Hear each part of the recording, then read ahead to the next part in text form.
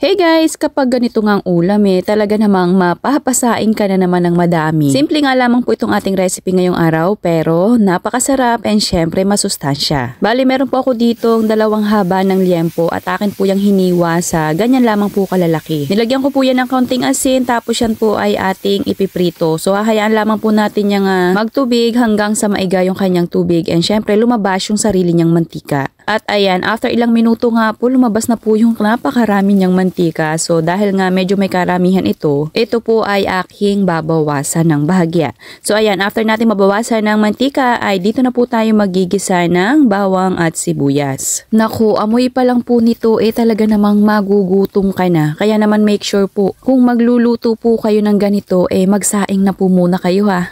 So ayan, after nga po natin magisa yung bawang ay isusunod na natin yung ating sibuyas. Gisa-gisahin lamang po hanggang sa lumabas yung pinakang aroma nitong ating sibuyas at bawang. After po nyan ay inihalo ko na nga po dito sa ating karne at this point po maglalagay na po ako dito ng ilan nating mga pampalasa. Katulad po ng paminta at saka toyo. 2 kutsara na lamang po ng toyo inilagay ko dyan kasi yun nga pong ating karne ay nilagyan ko po ng asin kanina. At naglagay po ako dito ng 1 tasa ng tubig. Halu-haluin po hanggang sa makakulo po itong ating pinakang sabaw. Then after po nyan ay meron nga po ako ditong hiniwang mga sitaw. So ayan, yung dami po ng ating mga ginamit na sangkap ngayong araw ay pwede nyo pong i-adjust. And ganon din naman po yung mga pampalasa. Napakasimple lang naman po ng mga pampalasa nyan mga mami. Pwedeng tansya-tansya na lamang po yan. So ayan, naglagay din po ako dito ng talong. Bali 3 piraso po yan ng talong tapos 1 tali naman po ng sitaw. Halu-haluin po lamang and maglalagay din po ako dito ng 1 pack ng oyster sauce. Pandagdag lasa or linamnam dito sa ating napakasarap na ulam.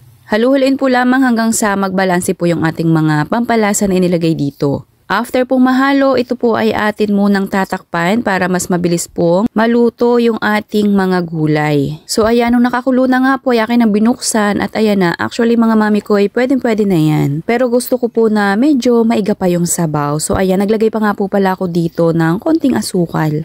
Pambalanse lamang po ng lasa pero yan naman po ay pwede nyo pong i-skip. Optional lang po yun. Pag ako po talaga gusto ko po yung may konting tamis sa ulam. Pero yung iba naman po gusto po nila yung natural na alat, yung nalalasahan nila yung alat. Ako naman po gusto ko yung maalat na medyo matamis. Ayun. So ayan, yung ganito po nga itsura na nung ating ulam ay pwede na po yan. Hinango ko na po yan and syempre ready na po itong i-serve. So kung nagustuhan nyo po yung ating simpleng ulam ngayong araw, naku, paki-follow nyo naman po itong ating page. And syempre mag-comment na rin po kayo kung nagustuhan nyo po itong ating recipe ngayong araw. Serve and enjoy!